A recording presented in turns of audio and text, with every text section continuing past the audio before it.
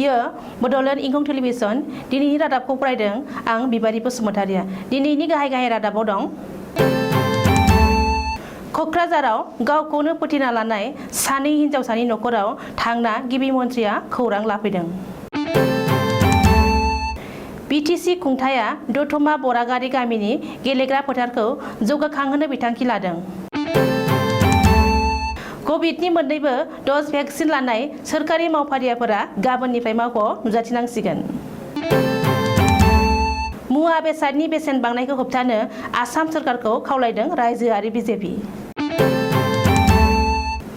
हादरनाङै कर'नानि नैथि दोहौआव 719 सा डक्टरफोरनि जिउ गोमाबाय। चिराङाव साथाम ड्राग्स फालांगिरि हमदों। हाग्रा रैखाथि बिफाननि रेशन एलाउन्सखौ 1200 निफ्राय 2000 सिम बारायबाय। सलमान खानआ साउथनि मोनसे सावथुनखौ हिन्दी रिमिक्स खालामगोन। करिना कापुर खानखौ सीतानि आखुनिफ्राय बैकट खालामजानो लुबैदों। दानिया दङ आबुं रादाब।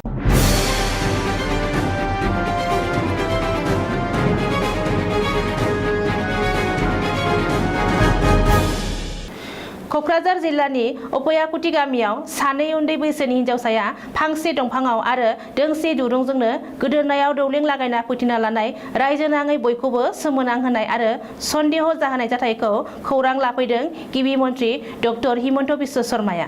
गिबि मन्थ्रि शर्माया दिनै सानैबो हिनजावसानि न'खराव थांनाय जाथायनि बागै खौरां लाहैयो आरो न'खरनि सोद्रोमाफोरजों दुखुआव बाहागो लाफायो। बे दावबायनायाव गिबि मन्थ्रिखौ मदद खालामो बिटिसिनि गाहाय प्रमद बर', सानजा क'क्राझार बियाबनि एमएलए लरेन्स इस्लारि, बिटिसिनि सावस्रि बिफाननि इएम अरुप कुमार देमोना। मख'नो गोनांदि उन्दै बैसोनि सानै हिनजावसाया जिउ फोजोबना लानाय जाथायखौ न'खरनि सोद्रोमाफोरा जेरै गनायना लानो हायाखै आरो सोरबा बुथारना गालांनायनि सन्देह खालामदों, बेबादिनो बियो मोनसे बुथारनाय जाथाय नङा होनना नेवसिनो हाया होननानै गिबि मन्थ्रिया खौरांगिरिनि सिगाङाव बुंदों। बबेखानि बे जाथायनि सायाव गोख्रों नायबिजिरनो थाखाय बिटिसिनि आइजिपि आरो क'क्राझारनि एसपिखौ गोख्रों बिथोन होबाय होननानै गिबि मन्थ्रिया खौरांगिरिनि सिगाङाव बुंदों। गमामायैनो सानै हिनजावसाया गावखौ फोथैनानै लामारदों, अब्ला मा जाहोननि थाखाय सानै हिनजावसाया जिउ फोजोबना लानो गोनां जादों बेनि बागै नायबिजिरनो थाखाय गिबि मन्थ्रिया पुलिस बिफानखौ बिथोन होदों। बड'फा उपेन्द्रनाथ ब्रह्मनि जोनोम गामि एबा क'क्राझार जिल्लानि बेन्दोङाव थानाय बरागारि गामिनि गेलेग्रा फोथारखौ मोजाङै गायसनफिननाय आरो जौगाखांहोनो थाखाय बिथांखि लादों बिटिसि खुंथाया। मख'नो गोनांदि बिटिसिनि खुंथायनि बिथांखि बादियै बिटिसिनि गेलेमु बिफाननि मावफुं सोद्रोमा दावबायसा बर'आ दिनै बरागारि गामिनि गेलेग्रा फोथाराव दावबायहैयो आरो गेलेग्रा फोथारखौ गायसनफिननाय एबा जौगाखांहोनायनि थाखाय अन्थाइ खाम्फा गायसनो। बे हाबाफारिनि उनाव मावफुं सोद्रोमा दावबायसा बर'आ बड'फानि गामियाव बे बिथांखिखौ लानायनि थाखाय गोजोननाय फोरमायो। कभिडनि मोन्नैबो डज भेक्सिन लानाय गासैबो सोरखारि मावफारिया आरो मावख'गिरिफोरा फैगौ समबारखालिनिफ्राय गावबा गावनि मावख'आव नुजाथिनांसिगोन। आथिखालाव कर'ना भाइरासनि गाग्लोबनाया रुइलाङोलागै लानायखौ नोजोर होनानै आसाम सोरखारनि कमिसनार आरो सेक्रेटारिया दिनै मोनसे नटिफिकेसन फोसावना बे बिथोनखौ होदों। रायजो सोरखारनि बिथोनलाइयाव बुंनाय बादिब्ला कभिड भेक्सिननि मोन्नैबो डज लानाय साफ्रोमबो सोरखारि मावफारियाफोरा 14 जुन एबा समबारनिफ्राय गावबा गावनि मावख'आव नुजाथारनांगोन।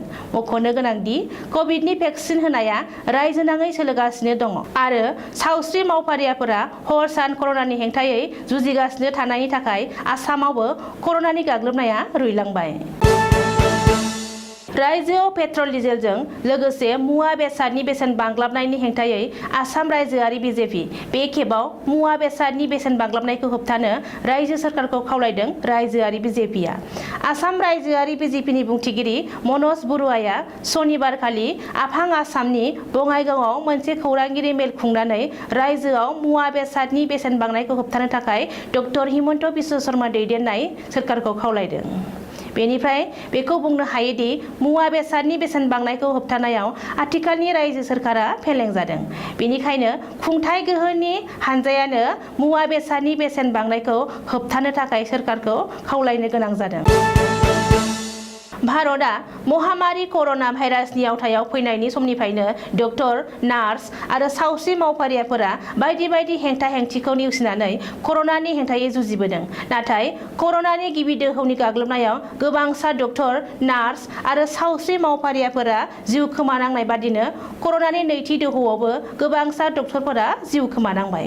बेनि बागै इन्डियान मेडिकेल एस'सिएशननि रिपर्टआव फोरमायनाय बादिब्ला कर'नानि नैथि दोहौआव भारत हादरनाङै 719 सा डक्टरफोरा अबथिरायै जिउ खोमानांबाय। कर'नाजों डक्टरनि जिउ गोमानांनायनि फारिलाइयाव हादरनि गेजेरावनो केरेलाया जौसिनाव। केरेलायाव दासिम कर'नानि नैथि दोहौनि गाग्लोबनायजों 111 सा डक्टरफोरा जिउ गोमाबाय। 109 सा डक्टरफोरनि जिउ गोमानायजों लोगोसे दिल्लीया बे फारिलाइनि नैथियाव दं। बेबादिनो बे फारिलाइनि थामथि, ब्रैथि आरो बाथियाव दं फारियै उत्तर प्रदेश, सोनाब बंग आरो राजस्थान। कर'नानि नैथि दोहौजों दासिम उत्तर प्रदेशआव 79 सा, सोनाब बेंगलाव 63 सा आरो राजस्थानाव 43 सा डक्टरफोरा जिउ गोमाबाय। चिराङाव साथाम ड्राग्स फालांगिरि हमजादों।